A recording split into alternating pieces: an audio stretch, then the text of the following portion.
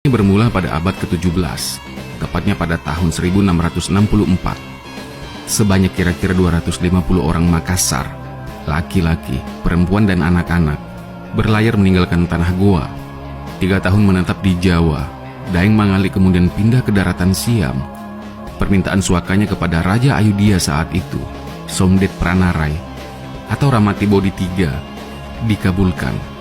Singkat cerita, Daeng Mangale beserta keluarga dan 250 pengikutnya, terdiri dari pria, wanita, dan anak-anak, menjejakkan kaki di kerajaan Ayodhya pada tahun 1664 dan diberikan hak untuk membangun komunitas perkampungan bersebelahan dengan orang-orang Melayu yang sudah lebih dulu menetap.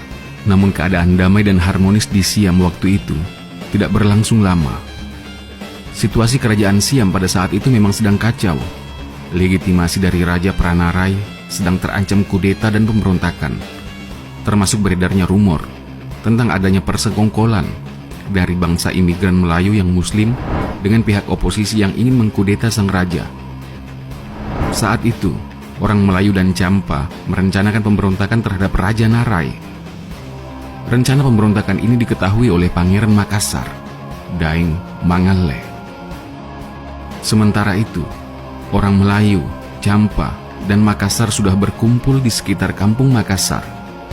Tetapi, di antara mereka yang berkumpul malam itu, 300 orang Melayu saat itu tidak setuju dengan pemberontakan. Mereka mempengaruhi orang Melayu yang lain untuk meninggalkan komplotan. Lalu, tiba kabar bahwa pasukan Thai sudah berada dalam keadaan siap siaga. Rencana pemberontakan pun gagal.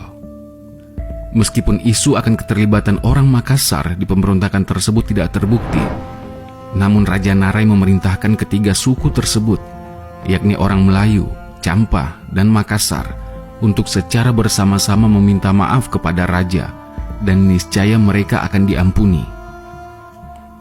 Setelah pemberontakan gagal, Raja memerintahkan Perdana Menteri Paulkon menyampaikan pesan kepada orang Melayu, Champa, dan Makassar supaya dalam waktu 4 hari mereka datang menghadap untuk mengakui kesalahan dan melaporkan nama-nama anggota komplotan mereka.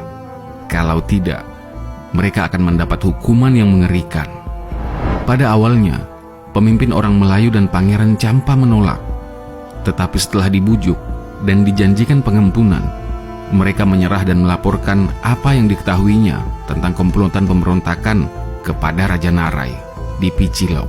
Kemudian, sebagian besar dari mereka diampuni dan sebagiannya lagi kemudian dihukum.